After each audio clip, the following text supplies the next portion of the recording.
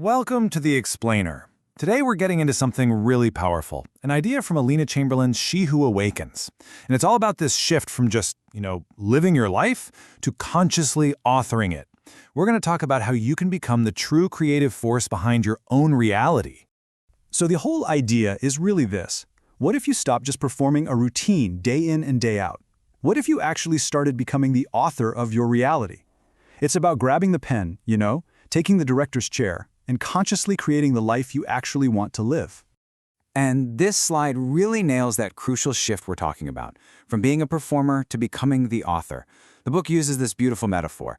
If all the work you've done on yourself so far has been your inhalation, cleansing and gathering your energy, then this next phase, this is your exhalation. It's where you express all that powerful creative energy out into the world. Okay, let's get into it. We're going to walk through 4 really practical, powerful steps pulled right from the text that are going to help you claim your role as the author of your own beautiful story. So we're going to start right where our brains love to go on autopilot, in those small, seemingly boring moments of our daily lives. This is all about finding the magic right there in the routine. I just love this quote. It's an invitation to stop just doing things and to start crafting them.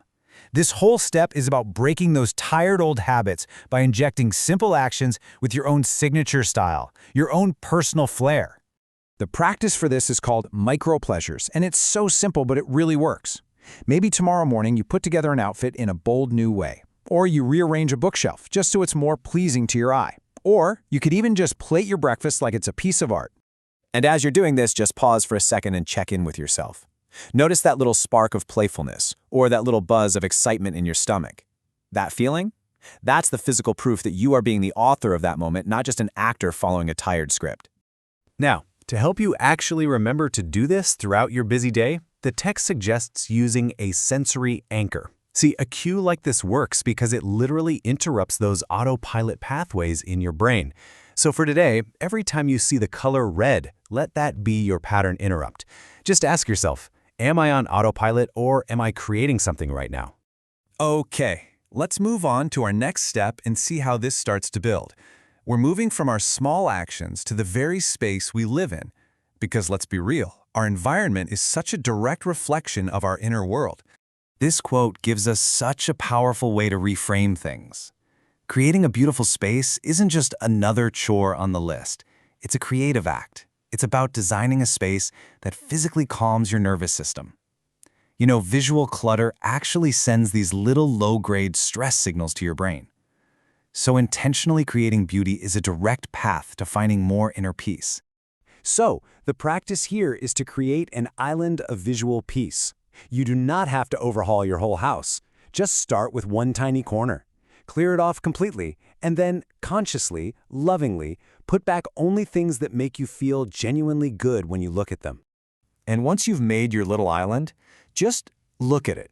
Really feel that physical shift in your body.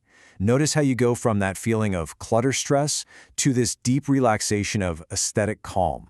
It's a change you can actually feel. And you guessed it, we can use our anchor again, but this time as an aesthetic audit. When you see that flash of red, just scan your environment. What feels good to look at and what feels like static? You have the power to curate your own visual piece. Okay, from the visual, we are now moving to the vibrational. We're about to tune in to one of the most powerful and honestly most overlooked creative tools we have, our own voice. This is so important. Words are not just sounds. The book really emphasizes that they are frequencies that literally program your body and the energy field around you. Think about it. Your body is mostly water, and sound physically organizes water into beautiful geometric patterns. Your speech is a creative tool that is either expanding your energy or shrinking it. So this practice is called the tuning fork word. You choose one word that really embodies the state you want to create, like radiance or flow or ease. And then throughout the day, you just speak it aloud. Don't just say it, actually feel its vibration humming through your body. And pay attention to that physical feeling. Where do you feel it the most? The source material asks us to notice if our voice gets deeper, if it sounds more resonant when we speak from this place of creative intention, instead of just, habitual chatter. Our anchor works perfectly here, too, this time as a kind of auditory monitor. When you see red, just pause and notice the last thing you said or maybe even just thought. Was it building the world you want, or was it tearing it down? All right, for our final step today, we're going to bring it all home. We're going to merge the vibrational power of our words with the visual harmony of our space to make our intentions tangible, physical, and absolutely real. You know, writing by hand with intentional beauty isn't just a cute, old-fashioned thing to do. It's actually a really powerful neurobiological act. It signals to your brain that a creative cycle is complete, which can trigger a release of dopamine and this deep sense of satisfaction. You're literally turning a fleeting thought into a real object. You are creating an artifact of your own power. This practice is called the Manifesto of Beauty. Just take a beautiful piece of paper, grab your favorite pen, and choose one phrase that just lights you up. Then write it out, not for speed, but for pure beauty. Focus on the curves, the flow, the arc of the act itself. And here is such a fascinating question to ask yourself while you do this. Did you feel a sense of mental clarity as you focused on the aesthetics of your writing?